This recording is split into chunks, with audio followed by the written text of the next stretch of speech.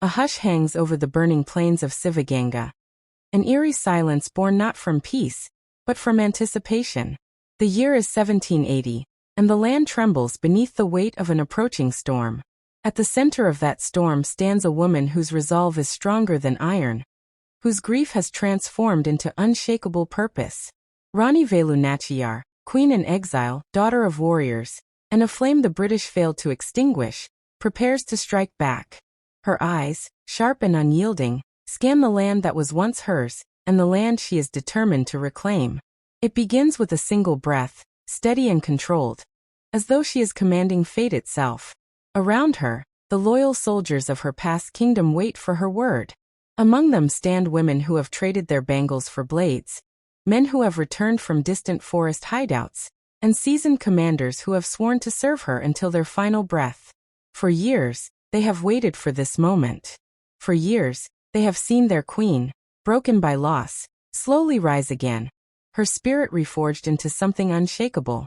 Her voice finally breaks the silence. Tonight, Velu Nachiyar says, we reclaim what belongs to our people. Tonight Sivaganga rises. To understand the weight of these words, we must turn back to the foundations that built the queen whose name would echo through history. Velu Nachiyar was not born to be ordinary. Raised by the royal family of Ramnad, she grew up amidst warriors, scholars, and political strategists. While other children memorized poetry, she learned the language of diplomacy. While others practiced dance and etiquette, she mastered martial arts like silambam and valari throwing. She studied horse riding, archery, and the principles of governance. Her tutors often said she absorbed knowledge like the earth absorbs rain. Quietly, steadily, with purpose. Her marriage to Muthu Vajaganatha Periyavadeyatevar, the king of Sivaganga, united two noble houses. Together they ruled with fairness and dignity. But the British East India Company, hungry for control over the region, saw Sivaganga as a ripe target. When Muthu Vajaganatha was killed in battle resisting British expansion, Velu Nachiyar's world shattered. Within hours, her palace was under siege. British forces advanced ruthlessly, expecting the queen to surrender or flee into obscurity. They did not know her. They did not know the fire she carried. Velu Nachiyar escaped with her young daughter and a handful of loyalists, retreating deep into the forests. The British believed they had destroyed her power, but in the shadows of the mountains and hidden valleys, she was gathering something far greater: rage, strength, alliances, and a purpose that could not be broken. Years passed. She aligned with the powerful Marudhu Brothers, fierce commanders who understood both guerrilla warfare and the land's every heartbeat. She formed alliances with neighboring rulers who had their own wounds inflicted by the British. She trained tirelessly, her body becoming as disciplined as her mind. And in the process, she formed one of the most unlikely and formidable units in Indian resistance history. A regiment composed entirely of women, the Udayo fighters. No empire, no matter how powerful, had prepared for this. But among all her allies, none held a place in her heart like Kuyili, the brave woman who rose from loyal companion to legendary warrior. Kuyili was fierce, intelligent, and unwaveringly devoted to her queen. The trust between them became the backbone of Velu Nachiyar's resistance.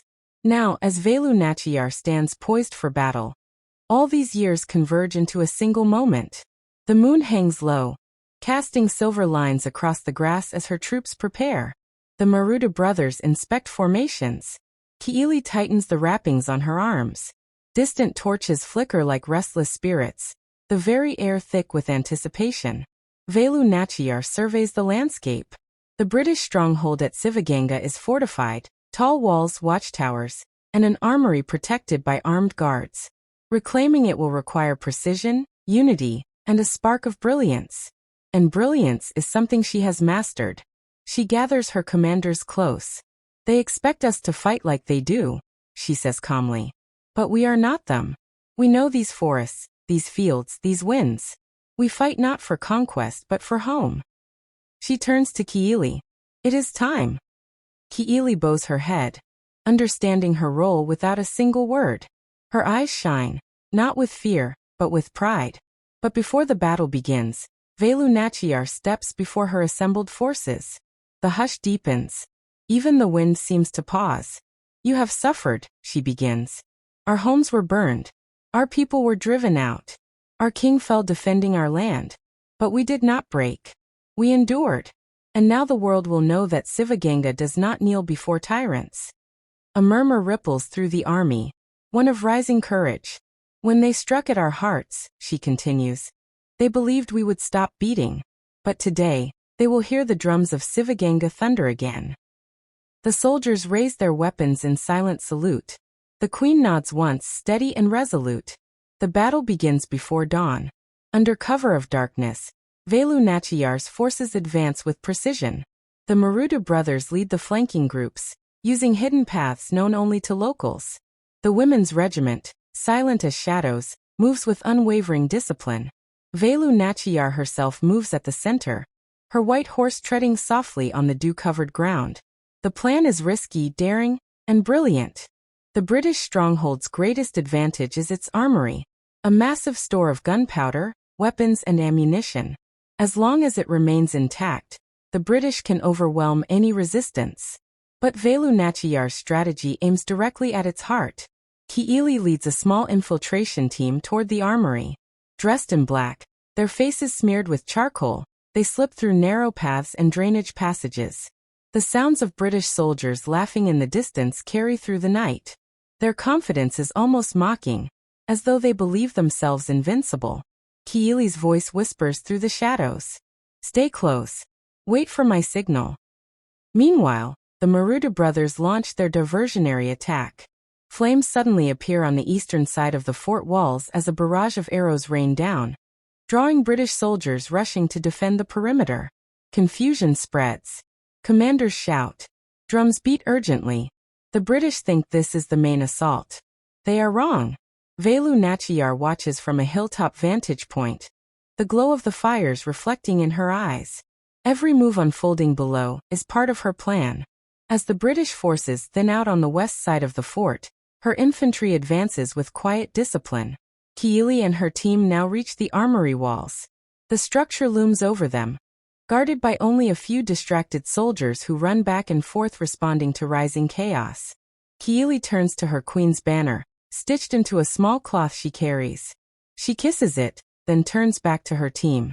Tell the queen, she says softly, that Kuyili serves her until the last breath. Before they can protest, she moves decisively. Her plan is nothing short of astonishing.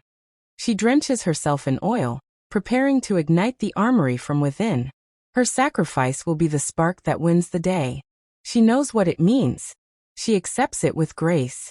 Her last words to her companions are quiet but powerful. For Sivaganga. She slips past the guards, her movements swift as wind.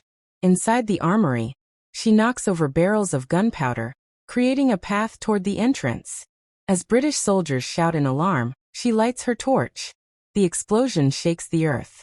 A thunderous roar blasts through the fortress, throwing flames high into the sky. British soldiers stagger, disoriented and terrified, as their greatest stronghold erupts in fire. The shock ripples through their ranks. Velu Nachiyar sees the flames from her hilltop, her expression tightening with both pain and pride. Kuyili, she whispers, your courage lights the path. This is the moment she has been waiting for. Advance, she commands. Her troops surge forward with unstoppable force. With the armory destroyed, the British lose coordination. Their guns run empty quickly. Their formations collapse.